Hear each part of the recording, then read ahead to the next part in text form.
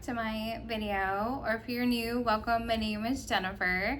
Today we're going to talk about my August TBR, pile of possibilities, all the things I want to read in August. Hopefully you have a drink or a snack or something to enjoy while you watch this video today. So today we're going to start off with talking about 2 Kindle Unlimited books that I'm interested in. The first one continues off in the Evergreen Academy series. The second book is Evergreen Conservatory by Heather Snyder. I am really enjoying this series about magical botanists and the powers that they have for helping with plants and things like that. And leaving off with the first book, I'm excited to continue on to see how she's going to be able to practice her plant magic. And what that means for her and her friends and everything that she gets up to. So I'm excited to continue on with that series. And then I have one other Kindle Unlimited book to recommend and interested in reading, which is sort of another series. It's called Murder at the Beakers. It is by Alyssa Maxwell. This is the start of a Coterie mystery series. Each book takes place in a different location, and so I'm excited to give this series a try. In my book haul that I most recently sent out, I was able to get like the second through the 6th books. But the first book was not available at the thrift store when I bought the series. So I am going to check it out on Kindle Unlimited hopefully this month and give it a try and make sure that it's a book series I want to continue in, since I picked up the rest of the books that are probably out in this series, which is kind of funny. So I'm excited to give that one a try. And then the audiobook that I'm interested in listening to my drives to and from work, doing housework and things like that, I'm finally going to give Theo of Golden a try. Krista from Books and Jams highly recommends this book and is one of her go-tos to recommend to people for a great feel-good story about an elderly gentleman that has moved to a new small town, and then he sees these portraits in a coffee shop, and what he does with those portraits and the friendships he develops and things is what I'm assuming is the story about. So I'm excited to give that one a try as well, and so see if I like another Krista book or not, or if I have a differing opinion. I'm very curious to see how I like that one as well. And Theo of Golden is by Alan Levi if you're also interested in checking that one out. So now moving on to some of the actual physical books that I have to read. The first one is continuing on with my nonfiction book. This is 50 States, the Ultimate Travel List. So this is, each state has 2 pages, and they're in alphabetical order, and it is some travel recommendations of what you should check out in each state. It is a fun read, love looking at all the pictures and interest, and I've flagged some things to share once I finally do get finished with this particular book. So hopefully at the end of August, I'll finish another nonfiction. That is the goal, and then I can recommend some places that maybe you want to check out, or even look at this book as well for some travel and trip suggestions for your summer plans. And so moving on then to continuing on with my reading goals for the year. One of them is to reread the whole Harry Potter series, and I'm interested in doing a watch and read of the actual illustrated versions that are out, and then also listening to the audiobook for an immersive read. And so I'm excited to pick up the next one, Harry Potter and the Chamber of Secrets, the second book in the series. And it is a great thing for back to school time, because this one has a lot of the book is set in Hogwarts for this one. So I'm excited to dive back into the series and hopefully continuing on with this goal, since it's already going to be August and there's 7 books to read. And so I'm excited to give this one a read as well. And then moving on to another school theme book. This one is by Jenny Coogan, Welcome to the School by the Sea. It is the start of a series, and so I had I'm going to do a whole video recommendation coming out after this one on book recommendations for books that have a school theme, institution theme, boarding school theme, and this is on one of the books of one of them I want to read, and so hopefully you will check out that video when it comes out next. And so yeah, I'm excited to give some school themed books a try, and this one, if you want more information, I would definitely check out that blog.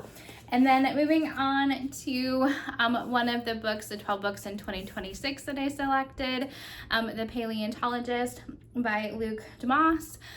This is supposed to be more of probably a thriller, psychological book, and then probably some horror.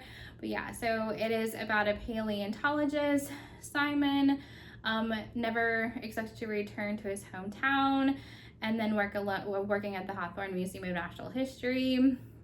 So his sister Morgan was abducted from a museum when he was a kid, and then after a recent breakup and the death of his aunt, he moved back to a place where his sister vanished. And from there, things aren't as he expects them to be. And so, yeah, I think this could be a very interesting read and some kind of thriller for, I think, June. I always think of like hot, desert. And so that's one of the books I picked for 12 books in 2026. I need to continue to read these. And then just like that one, this is also another 12 books in 2026 beach read by Emily Henry. This is another book that I want to read by this author. I loved the last book that I read by this author, Book Lovers. So I'm hoping to be able to continue the trend and really enjoy this one as well. And so yeah, I'm excited to hopefully have some mood for some romance. I just haven't been in the mood, and so we'll see if I am interested in a romance in August or not, and we'll see because I have a few of them here in the stack that I'd like to get to. So we'll see. And then this one, Better Than the Movies by Lynn Painter. This will be the first Lynn Painter I will read, and this one is part of my Backlist series.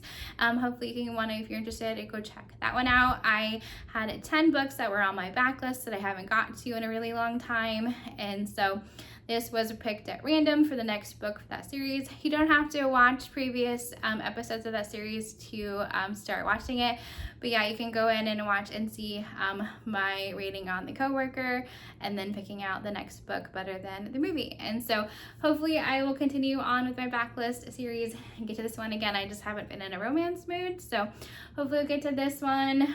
It is, let's see, about Liz has always known that Wes was not boyfriend material. You would think that her next door neighbor would be a prime candidate for her romantic comedy fantasies, but Wes has only proven himself to be a pain in the butt.